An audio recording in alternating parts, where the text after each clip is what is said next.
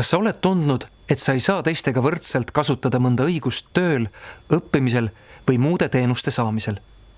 Kas sa oled jäänud teistest halvemasse olukorda mõne tunnuse tõttu, mida sa iseenda juures muuta ei saa? Kui oled, siis võid abi saamiseks pöörduda voliniku poole.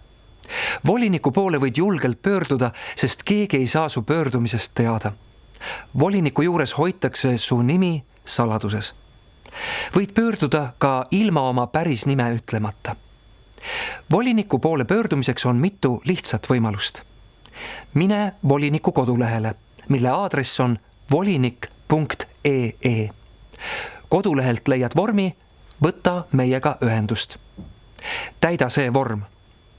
Teine võimalus on saata volinikule e-kiri aadressile avaldus@volinik.ee. E-kirjas kirjuta kindlasti oma nimi või varjunimi ja e-posti aadress, kuhu sa vastust soovid. Kirjelda, mis sinuga juhtus, millal see juhtus, mis see täpselt on, millega sa jäid teistest halvemasse olukorda.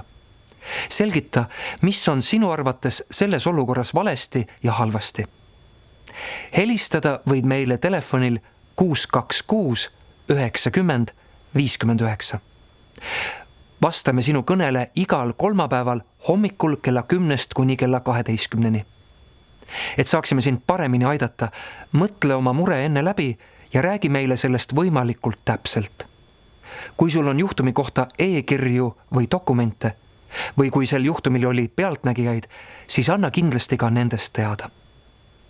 Kui sa ei taha, et teised sinu pöördumisest teada saaksid, siis me kindlasti arvestame sellega.